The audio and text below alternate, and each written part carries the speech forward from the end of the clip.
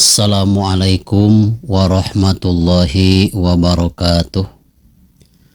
Bismillah, alhamdulillah, wassalatu wassalamu ala rasulillah Sayyidina Muhammad ibn Abdillah wa ala alihi wa sahbihi wa mawalah, amma ba'du. Allahumma ftah lana ya Allah ya Allah ya Allah bifutuhil arifin irhamna birahmatika ya arhamar rahimin. Allahumma nawwir qulubana binuri hidayatika kama nawwartal ardo binuri syamsika ilaihi abadan abada ya arhamar rahimin.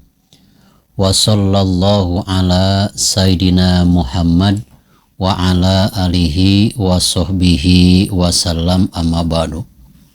Sahabat channel Rahmatul Ummah yang saya cintai dan Allah muliakan, senang sekali rasanya saya beserta tim kreator dari channel Rahmatul Ummah bisa bersilaturahim lewat medsos YouTube untuk mengirimkan tausiah-tausiah. Untuk itu, sebelum saya lanjutkan, saya ingatkan yang belum menekan like, subscribe, dan share, silahkan kami tunggu untuk kelangsungan channel ini.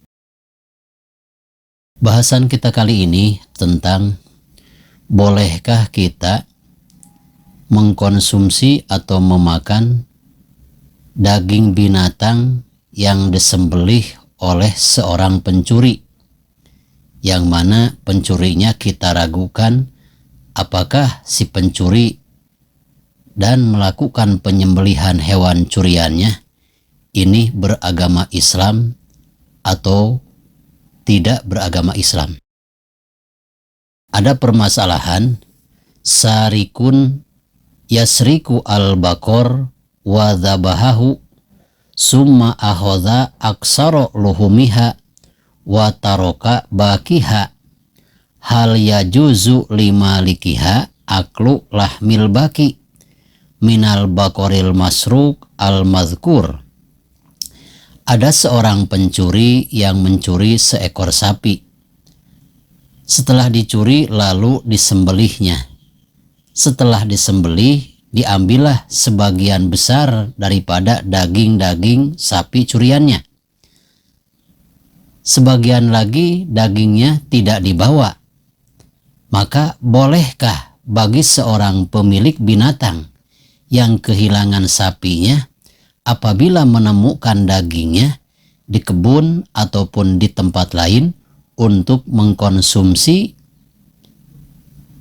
daging sapi yang sudah dicuri oleh seorang pencuri? Maka hal ini dijawab oleh Imam Al-Bajuri dalam kitab Al-Bajuri Ibnu Qasim juz yang kedua halaman 299. Lau akhbaro fasikun au kitabiyun tahillu zabihatuhu bi annahu zabaha hadhihi syat masalan halla akluha. Menurut Imam Bajuri, apabila pemilik sapi sudah menerima kabar berita bahwa sapi dicuri dan disembelih oleh orang muslim tapi fasik, ataupun dicuri dan disembelih oleh kafir kitabi seperti Nasrani juga Yahudi, maka hasil daripada penyembelihan orang muslim dan fasik dan kafir kitabi ini adalah salah satu sembelihan yang boleh untuk kita makan.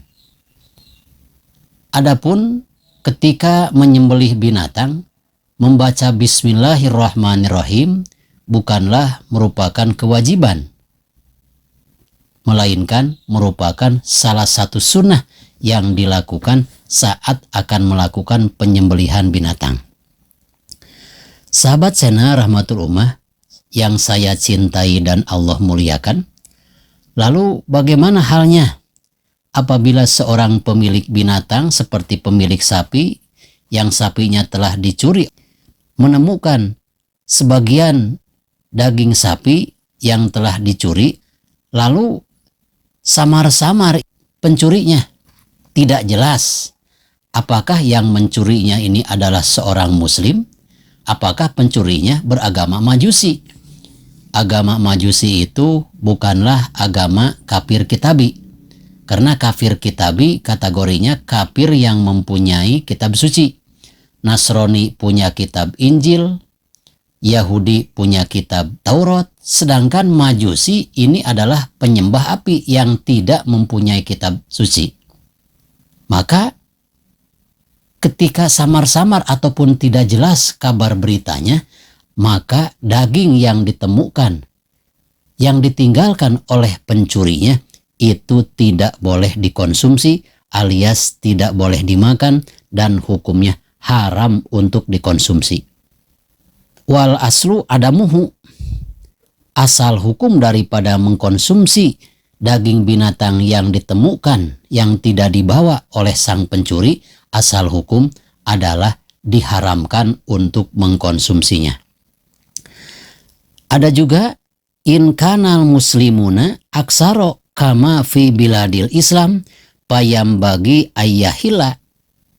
Tetapi apabila di suatu kampung mayoritas penduduknya adalah muslim, lalu ada seseorang yang kehilangan kambingnya, kehilangan sapinya, dan kehilangan binatang-binatang yang halal untuk dikonsumsi. Lalu oleh seorang pencuri tersebut disembelih dan dagingnya sebagian ditinggalkan.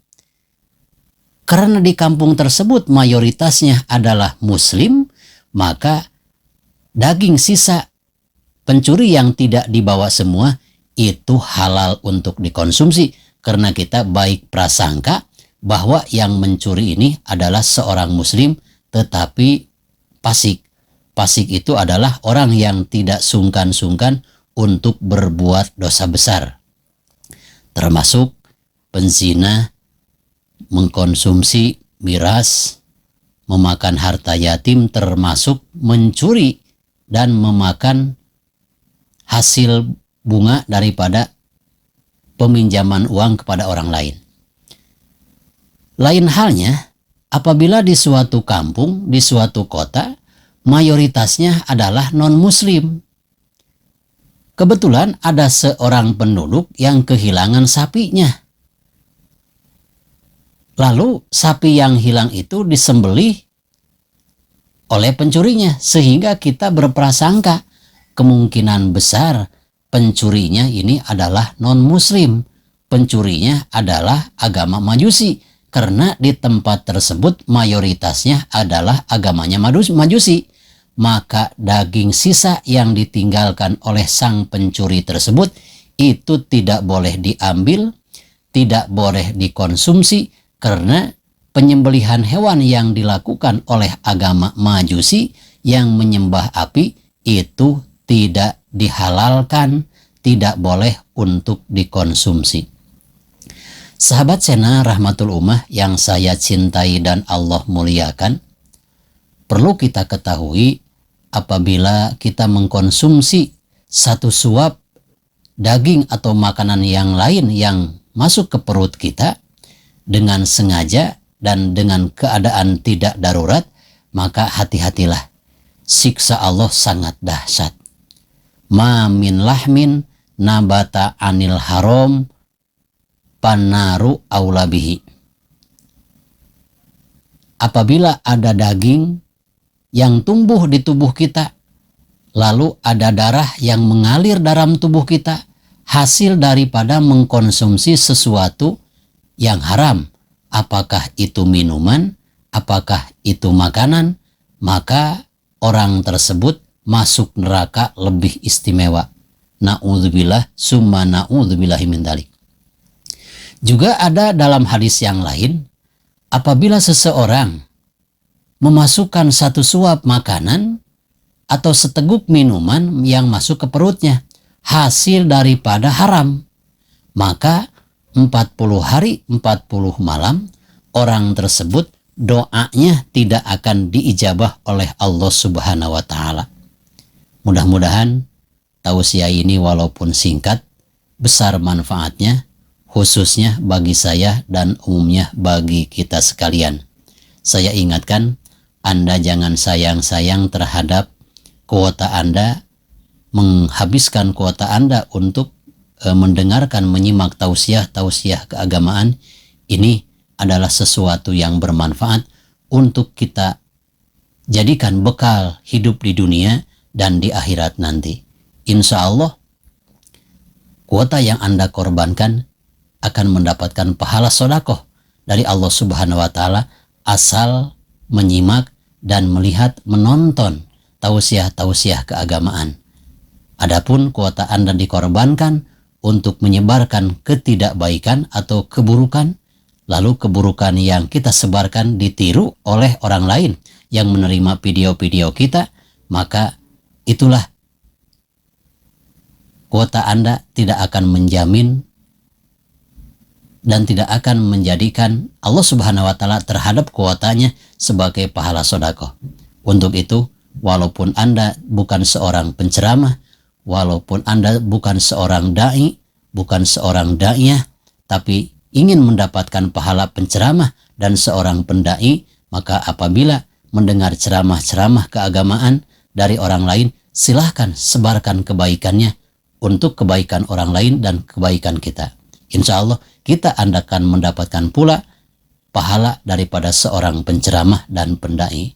Hudma sofa wada ma kadar billahi fi sabilil haq. Wassalamualaikum warahmatullahi wabarakatuh.